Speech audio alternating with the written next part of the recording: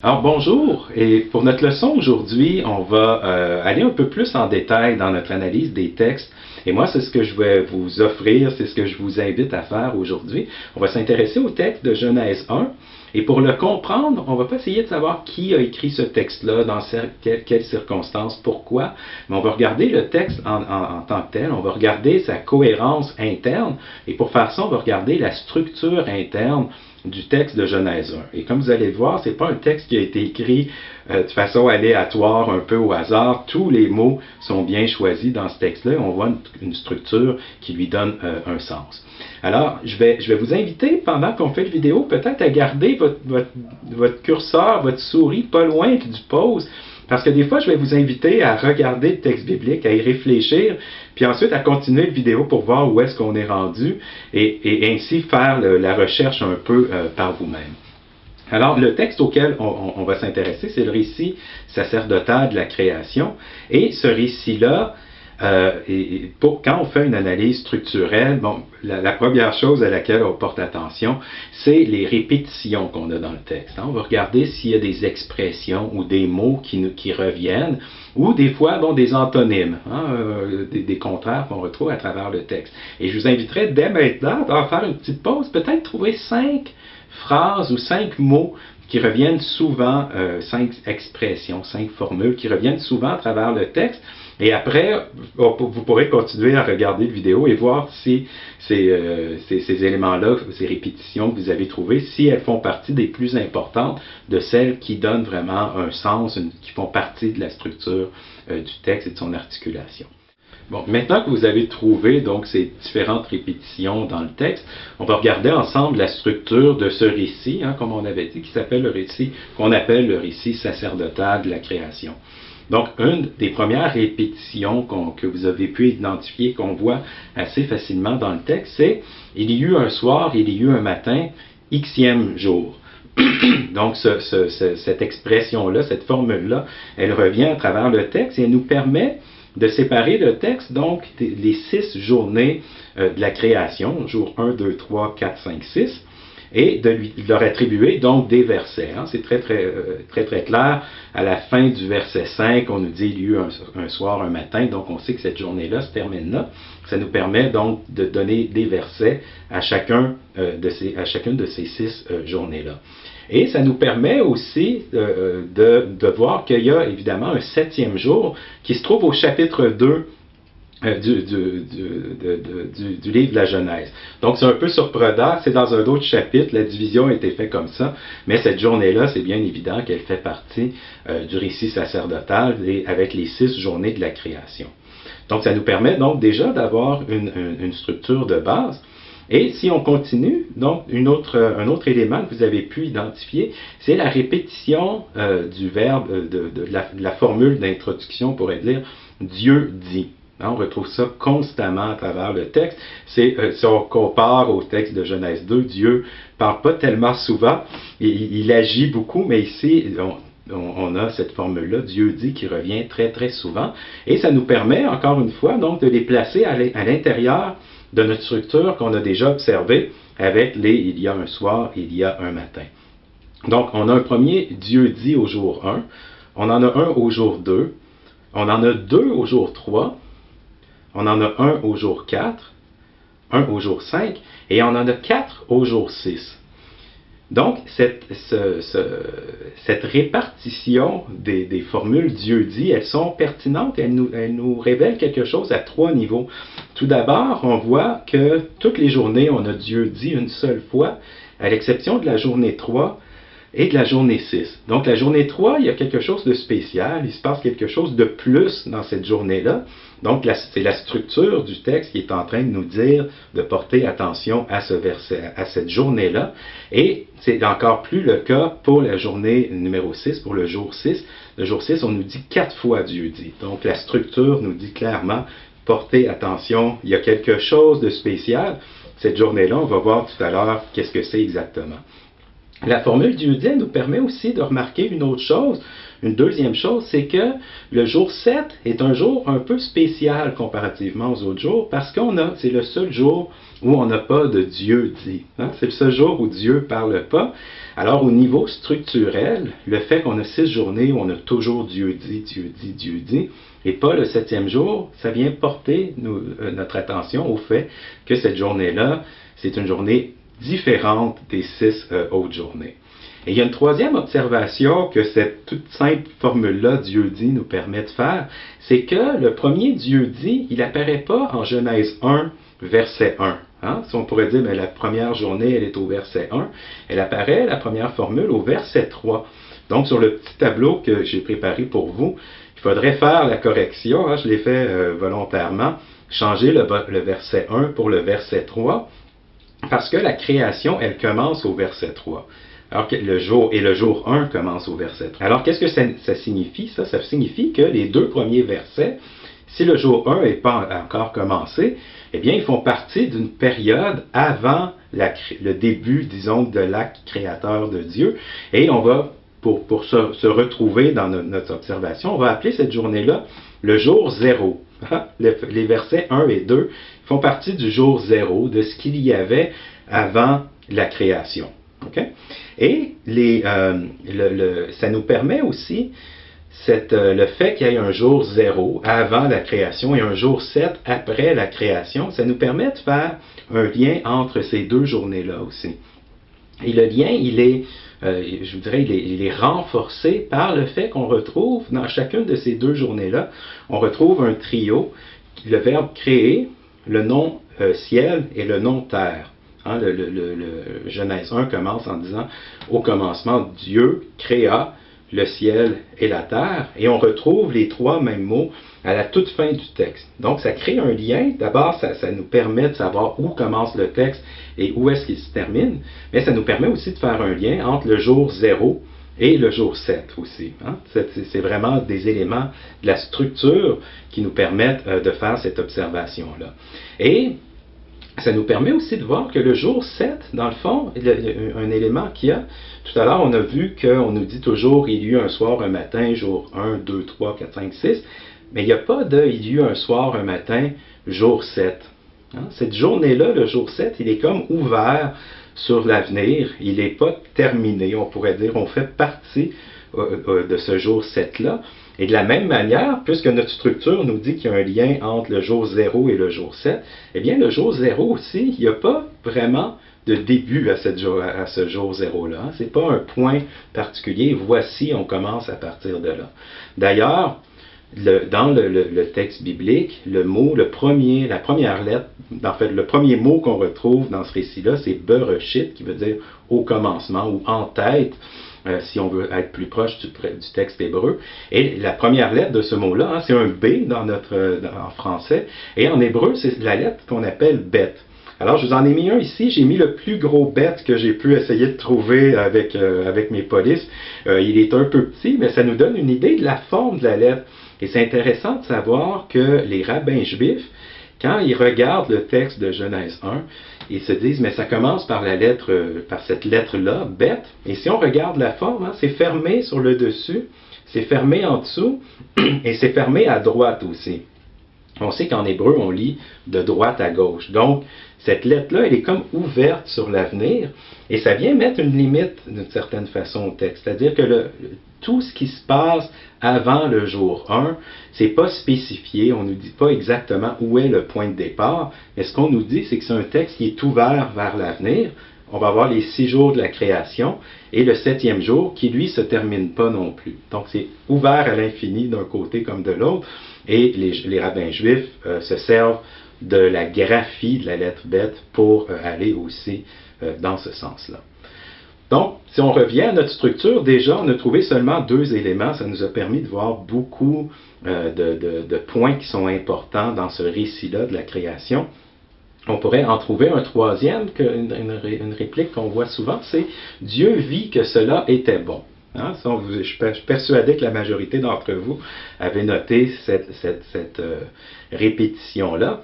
Donc, si on revient encore une fois à notre tableau, hein, on retrouve cette expression-là une fois dans le jour 1, deux fois dans le jour 2, une fois dans le jour 2, une fois dans le jour 4, une fois dans le jour 5 et deux fois dans le jour 6. Hein, dans le jour 6, on nous dit Dieu vit que cela était bon, et plus loin, on dit Dieu vit que cela était très bon. Donc, deux observations qu'on peut faire ici. La première, encore une fois, c'est qu'on voit que le jour 3 et le jour 6 sont des journées particulières. Il y a quelque chose de spécial qui se passe lors de ces journées-là. Et encore une fois, un deuxième élément de la structure nous montre que le jour 6 est particulièrement important. On commence à deviner qu'est-ce qu'il va y avoir lors de cette sixième journée-là. Ça fait deux éléments de la structure qui nous le confirment. Il y a une autre observation qu'on peut faire, c'est que si la structure avait été régulière, on aurait eu un « et Dieu vit que cela est bon » au jour 2. Mais il n'y a pas de « Dieu vit que cela était bon » au jour 2. Donc pourquoi est-ce que cette journée-là, Dieu ne voit pas que cela était bon? C'est qu'en fait, ce qu'on retrouve dans la deuxième journée, c'est la séparation des eaux d'en haut avec les eaux d'en bas. Et dans la mentalité du Proche-Orient ancien, dans la mentalité biblique, ces eaux-là sont des eaux chaotiques, c'est des eaux dangereuses qui peuvent à tout moment venir détruire la création. C'est ce qu'on retrouve par exemple dans le récit du déluge, quand Dieu décide de détruire l'humanité, il ouvre les portes du haut et les portes du bas pour permettre à cette eau-là de revenir et d'envahir la terre. Et c'est pour cette raison-là, donc ce sont des eaux mauvaises, elles sont destructrices, elles sont chaotiques, et c'est pour cette raison-là que Dieu ne dit pas « et Dieu vit que cela était bon ». Ces eaux-là, elles demeurent dangereuses, elles demeurent mauvaises. Alors, c'est intéressant de voir ça dans le texte. Il y a quelques manuscrits. Imaginez-vous qu'il y a des scribes qui ont vu ça, ils ont dit pourquoi il n'y a pas Dieu vit que cela était bon. Ils l'ont rajouté au texte numéro 2, mais dans la majorité des manuscrits qu'on utilise et dans nos traductions, on n'a pas le Dieu vit que cela était bon pour la journée numéro 2. Alors, on peut continuer avec nos observations, les choses qu'on a trouvées, les éléments en commun. Un autre verbe, une autre expression qu'on peut retrouver, c'est Dieu créa. Le texte commence comme ça, au commencement, Dieu créa le ciel et la terre, et ça revient quelques fois à travers le texte. Alors, c'est intéressant de voir à quels endroits on retrouve ça dans le texte. On le retrouve évidemment, on l'a noté tout à l'heure, au jour 0 et au jour 7, ce qui vient nous dire que, bon, ça fait partie de la structure, mais il y a quand même c'est des journées qui sont un peu différentes. Et on le retrouve ensuite uniquement au jour 5, une fois, et 3 fois au jour 6. Alors là, c'est encore une fois, ce n'est pas des éléments d'observation personnelle qui me font dire qu'il y a quelque chose de spécial au jour 6. C'est très très clair. Dans le jour 6, on retrouve 3 fois ce verbe-là. On aurait pu s'attendre dans un texte qui s'appelle le récit de la création, on aurait pu s'attendre à retrouver le verbe créer une vingtaine de fois un peu partout. Dieu créa ceci, Dieu créa cela. Mais en fait, on le retrouve très peu souvent, au début, à la fin, au jour 5 pour les animaux. Et les 3 autres fois, donc la moitié des emplois du verbe créer dans ce récit de la création, ils sont associés à l'être humain. Et c'est à l'intérieur même de la même phrase. Dieu créa l'être humain à son image, à son image il les créa. Hommes et femmes, il les créa. Donc, 3 fois dans la même phrase, la structure est en train de nous dire ce qu'il y a de plus important dans tout ce récit-là, c'est cet élément-ci, c'est la création de l'être humain. Donc, la structure nous dit l'importance que l'être humain a dans le plan de création de l'être humain. C'est le centre de la création, c'est l'élément, c'est le sommet, on pourrait dire, de ce récit-là, de la création. Alors, on peut continuer encore une fois avec nos observations au sujet des répétitions qu'on retrouve dans le texte. Une autre que vous avez peut-être trouvée, c'est le verbe, c'est Dieu bénit. Alors, si on revient encore une fois à notre structure, quand est-ce qu'on retrouve Dieu béni? Eh bien, on le retrouve au jour 5, comme pour les animaux, et on le retrouve évidemment au jour 6. Et finalement au jour 7. Donc 5, 6, 7 sont les 3 journées où on a le verbe béni. Et le fait que ce soit associé donc aux êtres vivants, aux animaux au jour 5, Et surtout à l'être humain au jour 6, ce serait un autre élément, un quatrième, si mon calcul est bon, un quatrième élément de la structure qui nous montre que l'être humain est extrêmement important dans ce récit-là. Donc, dans le vocabulaire biblique, l'idée de bénir, c'est l'idée de se multiplier, l'idée de prospérer. Alors, Dieu souhaite que les animaux prospèrent, que l'être humain prospère et que ce jour 7-là aussi prospère, qu'il y ait de nombreux jours 7 et que ce soit une journée heureuse pour l'ensemble de l'humanité. Donc, contrairement, je vais sortir du texte biblique quelques secondes, contrairement à ce qu'on retrouve dans d'autres récits du Proche-Orient ancien, l'être humain ne veut pas, les dieux, dans d'autres récits, on a des dieux qui n'aiment pas le bruit, qui n'aiment pas l'humanité, le brouhaha que ça fait. Dans le texte biblique, c'est exactement le contraire. Dieu aime le brouhaha, il aime le bruit, il aime la fécondité, et c'est ce qu'il souhaite aux animaux, à l'être humain, et à cette journée-là spéciale qui est le jour 7. Alors, si on continue, encore, on revient à nos observations sur les répétitions. Il y a des éléments, des éléments de vocabulaire qui vont revenir vous avez peut-être noté tout le vocabulaire qui a trait à la lumière et aux ténèbres. On retrouve, par exemple, on nous parle de la lumière, on nous parle du soleil, de la lune, des astres, des ténèbres, de la nuit.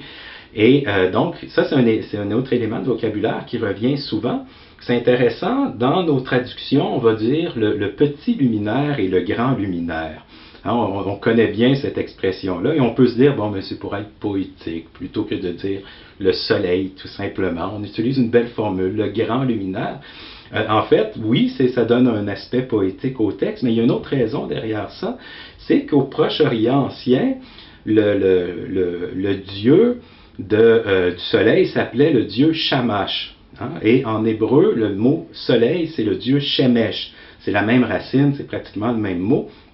Et c'est la même chose pour la lune. On avait la déesse Sin, qui était une déesse lunaire. Et en hébreu, la lune, c'est le mot Sin exactement. C'est exactement la même chose. Donc on a voulu, et les auteurs de la Bible ont voulu éviter de dire Dieu a créé Shamash et Sin, créer d'autres divinités qu'il a placées dans l'univers. C'est un Dieu unique, donc ce qui est créé plutôt pour s'assurer qu'il n'y ait pas d'ambiguïté. On va parler de Dieu créé le grand luminaire et le petit luminaire. Comme ça, il n'y a aucune trace de polythéisme dans ce texte-là. Alors, toujours est-il que ce vocabulaire-là, si vous aviez à prendre un marqueur et trouver à quels endroits on retrouve le vocabulaire de la lumière et des ténèbres, on s'apercevrait assez rapidement que c'est au jour 1 et au jour 4 qu'on retrouve tout ce vocabulaire-là. Alors, sur notre tableau, j'ai décidé de transformer ces journées-là, ici, de les mettre en jaune. Donc, ce sont les 2 jours jaunes, les jours où on va parler de la lumière, des ténèbres, et où tout ce vocabulaire-là revient. Alors, si on continue, d'autres éléments de vocabulaire qu'on peut retrouver, on a tout le vocabulaire qui se rapporte à l'eau. Des mots comme les eaux, le firmament, le ciel, les oiseaux, les poissons, tout ce qui a un lien avec l'eau, on pourrait dire avec le ciel aussi, mais c'est normal, le ciel, c'est de là que l'eau vient, donc c'est un endroit qui est associé à l'eau aussi. Et si on regarde encore une fois notre structure, on voit que tout ce vocabulaire-là, il revient dans les journées 2 et 5. Alors, dans le tableau que vous avez sous les yeux, je l'ai mis en bleu pour souligner. Ce sont les journées bleues, les journées qui sont associées à l'eau et au ciel. Alors, je crois que vous me voyez venir pour la suite, pour le troisième, une autre observation qu'on peut faire dans le vocabulaire. C'est tout le vocabulaire qu'on retrouve, vous vous en doutez, aux jours 3 et 6.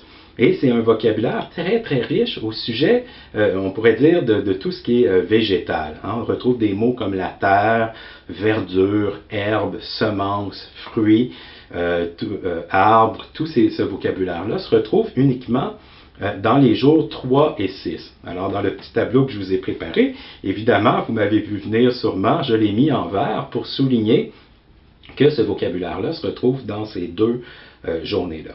Alors, on continue avec un dernier élément de vocabulaire que vous avez peut-être remarqué. On revient ici à Dieu, c'est le verbe appeler.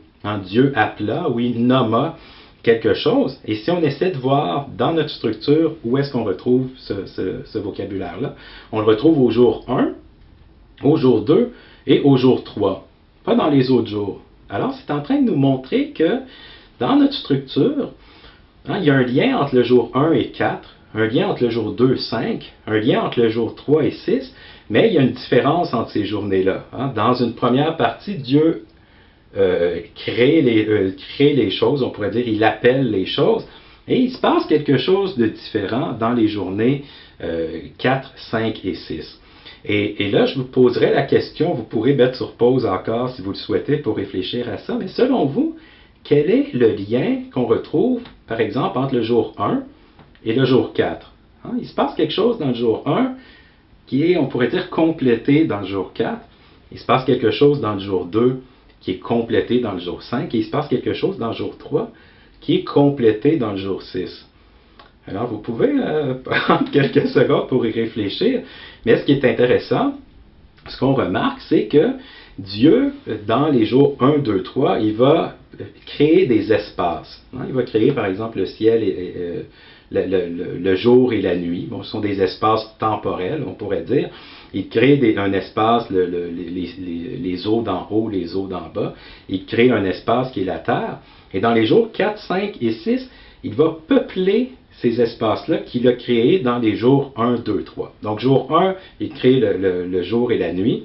Jour 4, il y place le soleil, la lune, les étoiles. Jour 3, il prépare l'espace que sont le ciel et les eaux. Dans le jour 5, il va y placer les oiseaux et les animaux. Et dans le jour 6, les poissons. Et dans le jour 6, il prépare la terre et il y place l'être humain. Donc, ça nous permet aussi de faire un lien très important entre la terre et l'être humain. On l'avait déjà vu dans notre présentation générale de Genèse 1, et c'est ce qu'on retrouve ici. Alors, si on fait, je reviens à mon tableau, si on fait un résumé de tout ça, donc on a 3 paires de journées qui sont entourées de 2 journées limitrophes, qu'on pourrait dire.